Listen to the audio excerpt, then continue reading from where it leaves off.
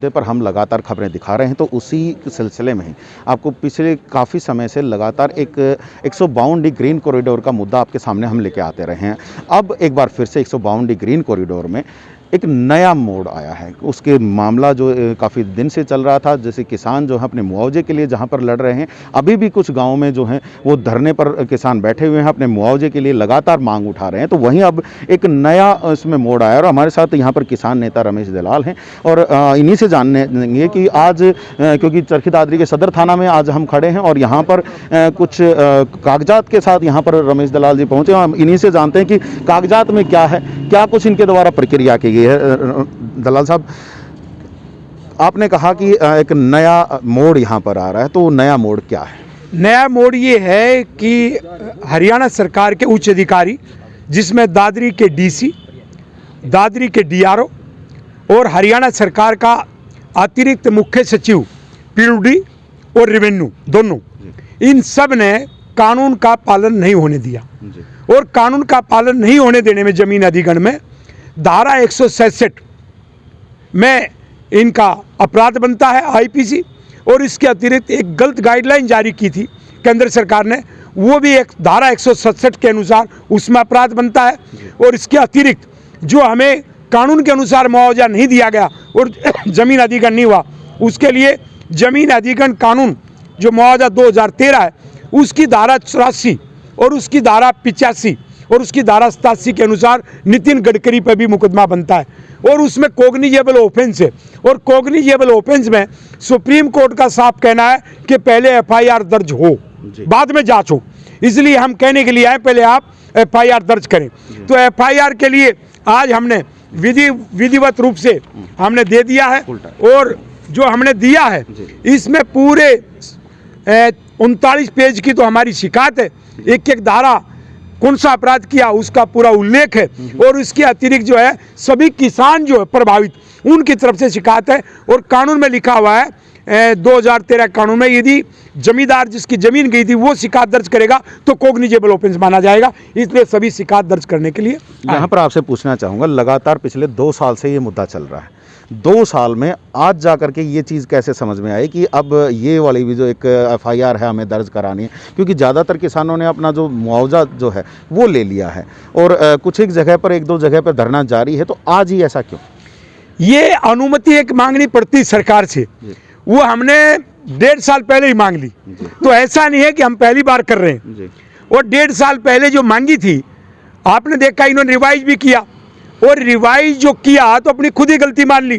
धारा 26 कहती है कि जमीन अधिग्रहण से पहले डीसी की जिम्मेवारी है कि वो मार्केट वैल्यू को पुनर्निर्धारित करेगा, अपडेट करेगा। वो नहीं की थी, उन्हें रिकॉर्ड पे मानी है। तो हमने पहले अनुमति मांगनी पड़ती है सरकार के सामने। जब हमने अनुमति मांग ली और उसका समय निकलने के बाद ही एफआईआर दर्ज करवा सकते थे। जी, आपने कहा कि आपने अनुमति मांग ली थी, तो इतना टाइम लग गया अब उस अनुमति को देने में, क्या सरकार कहीं पर सो रही थी? देखिए, लॉकडाउन में जब इसका मैंने अध्ययन किया और एक भारत सरकार, हरियाणा सरकार, राजस्थान सरकार, गुजरात सरकार को एक रिपोर्ट मैंने लगभग 370 पेज की भेजी है, तो उसमें सारा रिकॉर्ड पकड़ा गया। इतना गहराई से हमने भी पहले अध्ययन नहीं किया था। उसमें यह भी पता लगा कि ये रोड मंजूर हो गए प्रधानमंत्री से नहीं आया था। इससे बड़ा घपला क्या होगा? फिर कहां से आए रोड अचानक से? ये राजनीतिक डिसीजन से ये जुड़ गया और वो शक्ति किसी के पास नहीं थी। तो रोड भी गलत निकाला, मुआवजा भी गलत दिया। और वो हमने पूरा रिकॉर्ड जो है सबूत के साथ, जब पुलिस मांगेगी दे देंगे, जिसमें खुद ये रिकॉर्ड पे है कि रोड मंजूर नहीं है। अगर बात की जाए यहाँ पर, जैसे आपने एक बड़ा आरोप लगाया है सरकार पर कि रोड मंजूर हुए बगैर ही रोड निकालना शुरू कर दिया, तो क्या कहीं पर व्यापारियों को एक दोबारा से फ़ायदा पहुँचाने की कोशिश करी जा रही? क्योंकि एक तरफ जहाँ अभी की आज की बात करें तो कृषि कानूनों में भी कुछ ऐसा ही कहीं पर देखने को मिल रहा है, तो क्या इस रोड में भी ऐसा कुछ देखने को मिला? देखिए, भारतमाला परियोजना 2017 में cabinet committee on economic affairs, जिसकी अध्यक्षता प्रधानमंत्री करता, वहां से मंजूर होकर आई। और उसमें जितने भी देश के भारतमाला परियोजना में रोड है उनका हवाला है, उसमें 152 डी नहीं है। उसके बाद ये कैसे जुड़ा, ये एक रहस्य है। ये एक रहस्य है। उस रहस्य को जब मैंने खंगाला तो उसमें क्या मिला कि पार्लियामेंट में हमने एक सवाल उठाया था, हम हाथ से नहीं लगे हुए, तो पार्लियामेंट के सवाल के जवाब में ये मांगा गया हरियाणा में प्रस्तावित रोड बताओ और पहले के रोड बताओ, तो ये प्रस्तावित में भी नहीं था। 2018 में ये सरकार ने कहा है पार्लियामेंट में सड़क परिवहन मंत्री में कि प्रस्तावित में भी नहीं है, तो कहां से आया? प्रस्तावित में नहीं, प्रधानमंत्री से मंजूर होके नहीं आया, तो ये एक पैसा खाने का और उद्योगपतियों को लाभ पहुंचाने का और किसानों को मारने का वो एक षड्यंत्र था। वैसे भी हमारा डीएमआईसी जिसमें हरियाणा को जो मिलना चाहिए था वो नहीं मिल रहा। DMIC Delhi Mumbai industry corridor जिसकी अध्यक्षता खुद प्रधानमंत्री करते हैं, जापान के सहयोग से एक अपना सुपर पावर ग्लोबल इकोनॉमी बनाने के लिए प्रोजेक्ट चल रहा है, उसके आधार पे डीएमआईसी से रोड जोड़ने चाहिए थे, तो इसलिए डीएमआईसी से भी नहीं जोड़ा। और डीएमआईसी में आपने देखा कि गुजरात और राजस्थान उत्तर प्रदेश तरक्की कर रहे हैं, जबकि हमारे यहाँ बावल से इधर आया ही नहीं, जबकि हमारी बेल्ट उसमें शामिल है। तो हमारे साथ एक बड़ा किसानों के साथ, हरियाणा के राजस्व के साथ बहुत बड़ा धोखा किया गया। और जिस प्रकार से आज 3 कानून को लेकर के हमारे किसान भाई बैठे हैं, हम उनका समर्थन करते हैं, लेकिन वो कह रहे हैं कि कानून रद्द करो। और मोदी जी कहते थे कि संसद को नहीं मानते, कानून को नहीं मानते, संविधान को नहीं मानते। तो अब हमने मुद्दा पकड़ लिया है कि संविधान को मंत्री नहीं मानता, बर्खास्त कर, मुकदमा दर्ज कर और हमें अनुमति दे, उसको जेल में डाल, और हमने सबूत पकड़ लिए। तो इसलिए अब ये लड़ाई होगी। इस आंदोलन का हम नाम दे रहे संविधान आंदोलन। जो हमारे किसानों पर आरोप लगाया जाता था कि संविधान का पालन नहीं, अब किसानों ने जो सबूत दे दिए कि हम संविधान का पालन करते हैं, लेकिन प्रधानमंत्री का मंत्री नितिन गडकरी और उसके अधिकारी वो संविधान और कानून को नहीं मानते। जो संसद ने पास किया था उसका उल्लंघन, जो प्रधानमंत्री ने योजना मंजूर की थी उसका उल्लंघन, संसद में झूठ बोलना, गुमराह करना, वो भी अपने आप में उदाहरण। और किसानों को जो मुआवजा हमारा मिलना चाहिए था, जो कानून में मैंने धारा लगाई है, वो नहीं मिला। जी, तो यहाँ पर अगर मैं बात करूँ तो अभी आपने जो अंदर जो सदर थाने में यहाँ पर जो अपने पेपर्स दिए हैं, उनमें किन किन धाराओं के तहत आपने केस दर्ज करने के लिए कहा गया? जमीन अधिग्रहण कानून की धारा 84, 85 और 87 इनका विवरण है। उसके अलावा आईपीसी की धारा 166, 167 और जो 199 के आसपास है उनका विवरण है। और उसके अतिरिक्त 120B आईपीसी षड्यंत्र रचना उसका विवरण है। कम से कम 10 धारा से ज़्यादा और 26 में जो इन्होंने हमारी मार्केट दर को रिवाइज नहीं किया उसका भी विवरण है। तो एक धारा नहीं, ये बहुत धारा में मुकदमा बनता है। और इसमें सब डॉक्यूमेंट्स अधिकृत रूप से मैं बोल रहा हूँ, हमारे एक भी पॉइंट जो इसमें दिया है गडकरी जी जवाब दिखा दे कि भाई ये कानूनी रूप से वो कहाँ पर सही है, तो हम मान जाएंगे। तो जैसे आप कह रहे हैं कि आपने पेपर सबमिट कर दिए हैं, तो क्या यहाँ पर जो एसएचओ साहब उनके द्वारा कहीं पे मामला दर्ज करने की बात कही गई है या कोई आश्वासन मिला है? देखिए, कानून ये कहता है कि कॉग्निजेबल ऑफेंस में तुरंत एफआईआर दर्ज हो। अब वो काम अब एसएचओ करना है। अब एसएचओ दर्ज नहीं करेंगे तो अगला हम एक बार एसपी को कहेंगे, और वो भी दर्ज नहीं करते तो इन पे भी कानूनी कार्रवाई होती है, हम उस पर जाएंगे।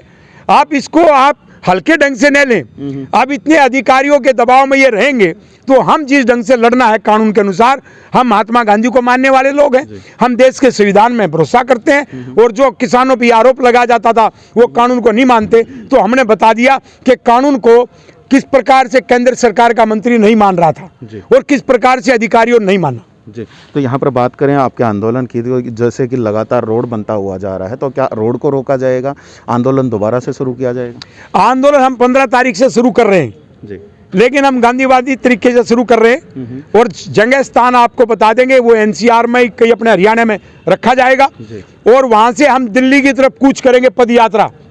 जो ये आरोप लगाते थे हम रोड को बंद करते हैं, हम रोड को बंद नहीं करेंगे, तिरंगा लेके दिल्ली जाएंगे और कहेंगे 26 जनवरी जो संविधान दिवस है उससे पहले जो संविधान ने संसद ने पास किया वो हमें हमारा हक मिले और दोषियों को सजा मिले। लेकिन ऐसे तो अभी कुछ दिन पहले ही किसान भी जा रहे थे, उनको खुद सरकार ने रोका, खुद जो रोडें हैं उनको जेसीबी से खुदवाया, कहीं पे बैरिकेडिंग की। ऐसी स्थिति में क्या कुछ किया जाएगा अगर आपके साथ भी ऐसा ही कुछ किया जाता है?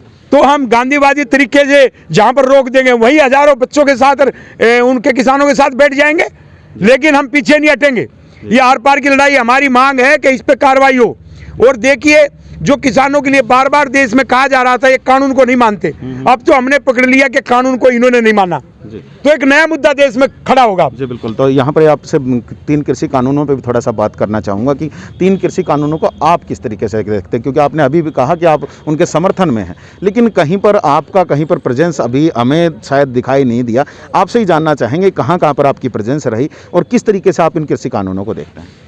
जब से हमारे किसान 3 कानून पर लड़ रहे हैं, जी मैंने अपनी खाप में घूम के जो बड़े बड़े गांव थे उसमें कहा इनका साथ दो। जी और मैं, हमारी टीम भी जो यहाँ के हैं ये सब गए बहादुरगढ़। जी और मैं आपको बता दूं कि वो मामला जो हमारी यूनियन उठा रही है जी वो जैसा तय करेंगे हम उनके साथ हैं। ठीक है। हमारे किसानों में पूरी एकता और रहेगी। और जमीन अधिग्रहण का मुद्दा हमने उठा ही दिया, जी। तो इसलिए 3 कानून पे वो लोग बेहतर जानते हैं जो उसका नेतृत्व कर रहे हैं और हम समर्थन करते हैं। तो अगर उस लिहाज से भी अगर आपसे बात करूं तो जैसे आप ज़मीन अधिग्रहण के मुद्दे पर दिल्ली पहुंच रहे हैं, तो क्या उसी के साथ साथ ही 3 कानून को लेकर के भी कहीं ना कहीं आप लोगों के द्वारा विरोध किया जाएगा?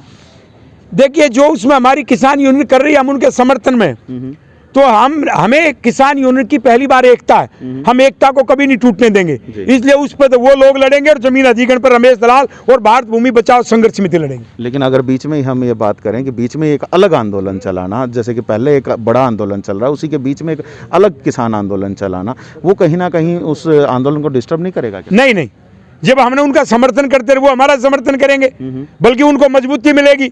जो 3 बिल की मांग कर रहे हैं, जो उन पे आरोप था कि कानून को नहीं मानते, तो हमने कह दिया ये कानून कहाँ मान रहे, हम तो सबूत लेके आ गए, तो उसको मजबूती मिलेगी। और दूसरी बात ये है कि इससे पहले का मेरा आंदोलन चल रहा था, हम राजस्थान में धरना दे चुके थे, पहले की हमारी तारीखें थी और उसका समय निकल रहा है, तो इसलिए हम इसको शुरू कर रहे हैं और इसमें हम कई प्रांत के लोगों को लेकर के आंदोलन करेंगे। चलिए, बहुत बहुत धन्यवाद सर। देखिए, आपके साथ जैसे अभी हमारे साथ भी बात की कि किसान नेता रमेश दलाल हमारे साथ थे और लगातार जैसे हैं कि जो ज़मीन अधिग्रहण का जो मुद्दा है उसके ऊपर लगातार ये आंदोलन करते रहे हैं। पहले भी आंदोलन जारी रहा था, पीछे भी अगर हम बात करें तो चरखी दादरी के रामनगर में ये जो धरना प्रदर्शन था ये जारी रहा। और आज भी अगर हम बात करें तो यहाँ पे चरखी दादरी के सदर थाना में यहाँ पर पहुँच करके जहाँ उच्च अधिकारियों के खिलाफ जिन्होंने के ऊपर कहीं ना कहीं आरोप लगाया जा रहा है कि उन्होंने कहीं ना कहीं जो इनकी जो ज़मीन अधिग्रहण के मामले में कहीं जो मुआवजा राशि तय करनी थी या कलेक्ट्रेट तय करना था, उसमें कहीं ना कहीं कोताही बरती है। ये एक बड़ी चीज़ है, उसको लेकर के आज ये भी आए हैं और यहाँ पर एफआईआर दर्ज करने की यहाँ पर मांग की है। हालांकि अभी तक एफआईआर दर्ज नहीं हुई है, आने वाले समय में देखना होगा कि एफआईआर दर्ज होगी या नहीं होगी। आपको हम ऐसे ही लगातार जो है वो इन खबरों पर बनाते रहेंगे। आप हमारे साथ ऐसे ही बने रहिए, देखते रहिए वीटीएस लाइव न्यूज़। मैं Sumesh Dhaka, VTS live news के लिए।